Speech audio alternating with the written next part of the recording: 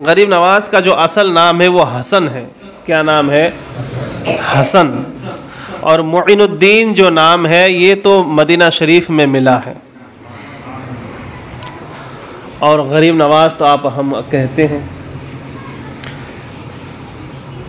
गरीब नवाज अगरचे नाम है लेकिन वो नवाजते गरीब को भी अमीर को भी। क्या अहले ईमान और क्या बेईमान जो भी उनके दर पे जाते हैं हर कोई फैज़ पाते हैं। 811 साल का अरसा बीतने के बाद भी आज भी गरीब नवाज दीन के काम करते हुए नज़र आ रहे हैं, लोगों को सहारा देते हुए नज़र आ रहे हैं, लोगों की फरियाद अल्लाह तक पहुंचाते हुए नज़र आ रहे हैं। आज भी थके हैं ना मानते हैं बल्कि काम में लगे हुए हैं। अल्लाह वाले वो होते हैं ज़मीन पर रहे या ज़मीन में रहे दीन के काम में कोई कमी होने नहीं देते हैं। आज भी गरीब नवाज हमारे बीच बज़ाहिर नहीं है, हमारे सफ़ों में नहीं है, लेकिन लोगों के दिलों में है। दिलों को मुनव्वर करते हुए नज़र आ रहे हैं, दिलों को फेरते हुए नज़र आ रहे हैं, लोगों को इस्लाम की रोशनी देते हुए नज़र आ रहे हैं।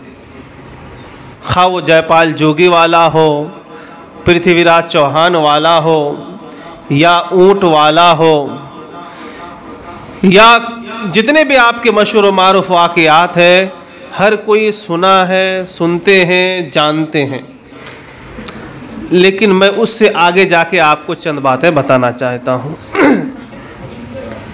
करामतें सुनते रहेंगे, सुनाते रहेंगे, अच्छी बात है, उससे ईमान ताज़ा होता है, गरीब नवाज का मकाम व मर्तबा हमें समझ में आता है। लेकिन हमें ये समझना है कि ख्वाजा मुइनुद्दीन चिश्ती ख्वाजा अजमेरी हिंदुस्तान क्यों आए थे और किसने भेजा है, क्यों भेजा है, क्या मिशन लेके आए थे, वो हमें समझना ज़रूरी है। अगर हम उसको पसे पर्दा रख देंगे, उसके ऊपर से हम पर्दा नहीं हटाएंगे तो हम हकीकत से बहुत दूर रहेंगे। गरीब नवाज की अज़मत, मकाम व मर्तबा, आपकी शान, आपकी करामात, खिदमात अपनी जगह है। वो अल्लाह के महबूब है, अल्लाह के महबूब है। वो फातिमा का लाडला है, अली का प्यारा दुलारा है, इसमें कोई दो राय नहीं है। लेकिन हमें क्या सबक लेना है, हमें वो जानना है। गरीब नवाज रज़ी अल्लाह ताला अन्हो हज़रत गौसे पाक के चचेरे भांजे हैं। गौसे पाक और गरीब नवाज के लगभग अपनी ज़िंदगी में 2 मरतबा मुलाकात हुई है, आमने सामने। यूँ तो हमेशा मुलाकात होती रहती उन लोगों की, लेकिन आमने सामने 2 मरतबा मुलाकात हुई पूरी ज़िंदगी में। गरीब नवाज की कितनी उम्र थी मालूम है? 90 साल आपकी उम्र थी। कितने? 90 साल। 45 साल वो हिंदुस्तान की सरजमीन पे गुजारे हैं। इस 90 साल के बीच में गौसे पाक के आमने सामने 2 मरतबा मुलाकात हुई और दोनों मरतबा गौसे पाक ने गरीब नवाज को देखकर फरमाया था, ये बच्चा आगे चल के कौम का इमाम होगा, मुसलमानों का पेशवा होगा। हमेशा गौसे पाक ने दुआएं दी हैं।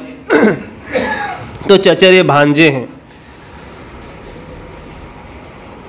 गरीब नवाज रज़ी अल्लाह ताला अन्हो जब हज के लिए मक्कतुल मुकर्रमा पहुँचे और हज से फारिग होने के बाद गुंबद खजरा की ज़ियारत के लिए तशरीफ़ लाए तो आपको वहाँ बशारत होती है, आवाज़ आती है, ऐ मुइनुद्दीन, तुम फारिग हो चुके हो, तुम कामयाब हो चुके हो, अब तुम इस सरजमीन को छोड़ो, जाओ हिंदुस्तान में, वहाँ तुम्हारी ज़रूरत है। मेरे मिशन को, मेरे पैगामात को, कुरान के अहकाम को, अल्लाह उसके रसूल के फरामीन को लोगों के दिलों में उतारो।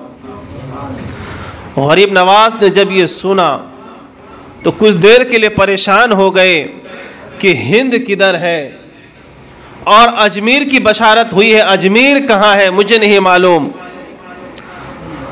इसी असना में, इसी दरमियान आपके ऊपर गुनूदगी तारी होती है, नींद का गलबा आता है। गुंबद खजरा के साए में, छाँव में, फिजाओं में अगर किसी को नींद आ जाए तो क्या कहना। गरीब नवाज को नींद आती है तो आपको हालत ख्वाब में हिंदुस्तान का नक्शा और किधर से, कहाँ से, कैसे जाना है, ये सब कुछ बता दिया जाता है। और फिर गरीब नवाज तोशे सफ़र बांधते हैं, ज़्यादा सफ़र तैयार करके निकल पड़ते हैं। मैं बताना चाहता हूँ, अय हिंदुस्तानियों, हिंदुस्तान में बसने वालों, हम अपनी किस्मत पर जिस कदर भी नाज करें कम है कि हमारी हिदायत के लिए और हमें ईमान देने के लिए अल्लाह के हबीब ने अपने एक शहजादे मोइनुद्दीन का इंतखाब फरमाया और कहा कि मोइनुद्दीन जाओ अहले हिंद को माला माल कर दो।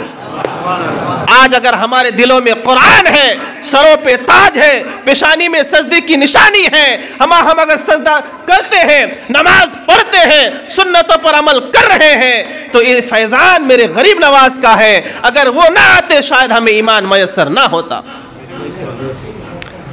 तो आप अंदाजा कीजिए कि आपकी फिक्र, हमारी फिक्र कौन कर रहे हैं? गुंबद खजरा में आराम फरमाने वाले आका जब हम बेईमान थे, ईमान से दूर थे, ईमान की रोशनी नहीं थी, उस वक्त मुस्तफ़ा करीम हमारा ख्याल कर रहे थे। आज तो अहले ईमान है, दिलों में कुरान है, दिलों में हुजूर की मोहब्बत है, ज़बान पे कलमा है, कुरान के अल्फाज है। आज क्यों नहीं मुस्तफ़ा हमारी मदद फरमाएंगे? बशर्ते ये कोई पुकारे तो सही।